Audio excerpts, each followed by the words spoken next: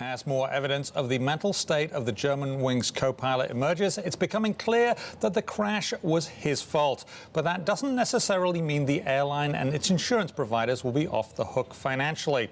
We're joined now by Brian Alexander. He's an aviation attorney. Thank you for being here. It's good to be here. Explain how the insurance situation works and the liability works, because it's becoming very clear that this wasn't Lufthansa management's problem.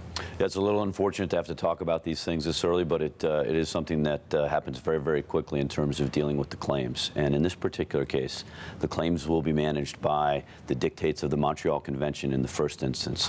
What that does is outline very broadly the liability of the airline, which in this case is almost undoubtedly unlimited under the convention which governs international travel. And why is it unlimited? So it's a two-part. You've got a rogue employee here who has done something completely evil. Well, that's the way it seems anyway. It sure does, and even if those facts are borne out, the treaty is written in a way that unless they can prove no negligence whatsoever, that there was no way in which they could have determined that this pilot was unfit mentally to fly, for example, they're going to be responsible. And even if you don't get into the kind of negligent conduct that may exist for Lufthansa and Germanwings in this particular case, they're nonetheless going to be responsible under the treaty because they can't show that anyone outside of their own actor, in this case, their agent, the representative for the corporation, this pilot, is responsible. Okay, so you'd have to be somebody from outside the organization, a terrorist or something like that, then that would be a different matter. This is someone who they employed. That's correct. Okay. That's correct. Now, they've already said they're going to pay an initial sum of 50,000 euros, about $54,000 to each family, and that won't affect other claims.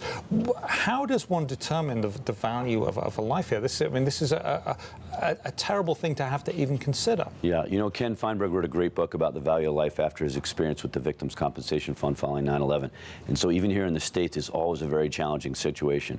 But each state where someone lives, for example, both here and abroad, have their own rules, and the convention actually channels the damages calculation, the compensation calculations, if you will, towards the applicable law in a particular claimant's case. And that typically is where that person hails from, although not necessarily, and that's where it gets to be legally complicated. And now, on the insurance side, these airlines have to have insurance, and they pay the insurance premiums, and they certainly have an amount above which they will basically get 100% covered to them. So this won't necessarily sink Lufthansa, will it? I would think it would absolutely not sink Lufthansa. There's more than sufficient coverage to cover the claims. It's very substantial.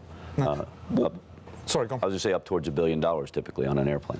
And what does this remind you of? Any other things you've worked on? Well, I mean, the case has a lot of indications that are similar to the other pilot suicides, if you will. Egypt Air Flight 990 comes to mind. Also, there were allegations that the Silk Air Flight of 185 was also one where pilot suicide was at the root of the cause of that accident. And both those claims rather were handled for all of the claimants. Okay, and so will this be a quick settlement, do you think? I mean, do you think it's in everybody's best interest that this is just done very quickly, get it completed and done? From a commercial standpoint, you know, a disaster for Lufthansa would be to not handle it the way you suggest, Simon. They absolutely should deal with this very as quickly as possible and give every benefit of every doubt, and frankly be liberal and generous towards the families in every way, including compensation. Okay, great stuff. Thank you very much, sir. We appreciate your time. Thank you.